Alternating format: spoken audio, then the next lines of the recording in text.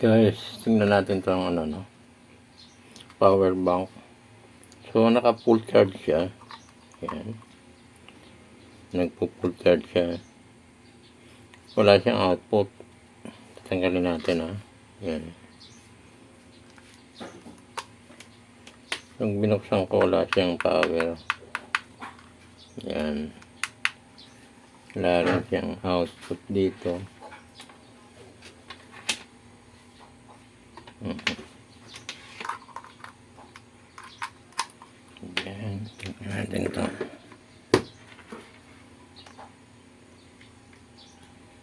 Wala. Ayan siya mag-ilaw. So, nakakapag-charge siya. Naka-full charge siya ngayon eh. Wala lang output. Buksan natin. Medyo hindi ko nabubuksan ito. So, nandito lang ang gupit. Wala naman tornilyo.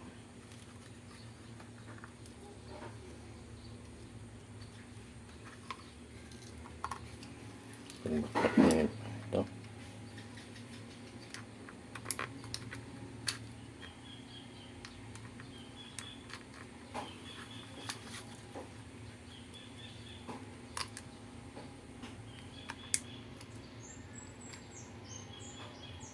Yan, dito na siya umangat.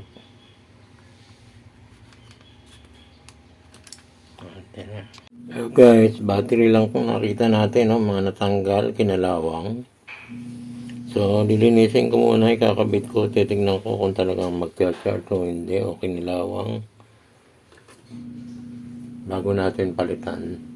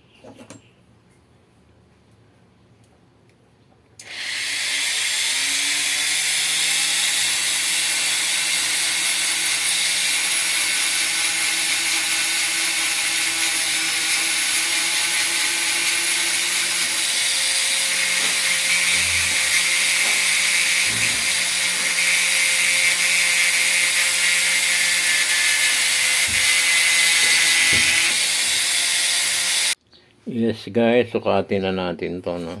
So, na-charge ko na ng 2 hours, no? Tingnan natin, ha? Pakita ko sa inyo. Galing sa 0.8 volts DC, no? Yan, dito. Para makita ng ano. Ayan, 3.6 kumarga, kaya lang napakatagal na ayaw umangat ng 5. So, ang pinakaano niyan, battery na. Hanapin mo isa-isa yan. Kung luma na lahat yan, mas better na palitan ng lahat to. May mga available pa naman na, may mga bago naman ano dito ngayon sa online. Ito naman, madami naman akong battery na galing din medyo. Ito pan testing na rin naman to mga galing sa drill.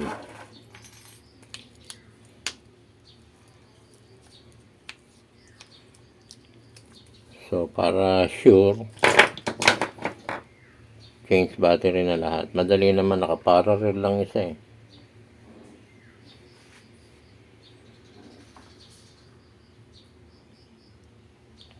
Okay guys, gano'n na lang, no? Titingnan natin kung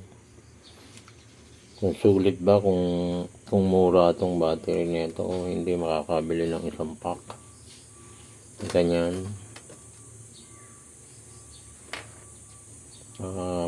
Maano ito 30,000 milliamp mAh milliamp hours. Pag nilagay mo rin to, eto nga pala, pakita ko sa inyo, no? Nabuksan na natin yung power. Saan ba yan? Ito, yan. Ayan, no? Guys, eto guys, no? Guys, tingnan natin, kung magkakarga. Ayan. Nagpalit ako ng battery, hindi naman yung bago, yung mga ano rin, kinahoy ko. Ayan. So guys, kumarga na yung power bank ngayon, 74%.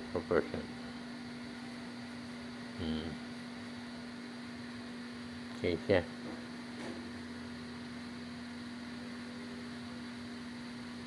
Ayan na. Ayan na, kumakarga na siya. So guys, ano lang, battery lang, no? Hindi masyadong na ano yung power bank natin. So ipo-full charge ko pa siya para medyo matagal ang kargahan niya. Matagal maubos. Okay guys, thank you very much, no?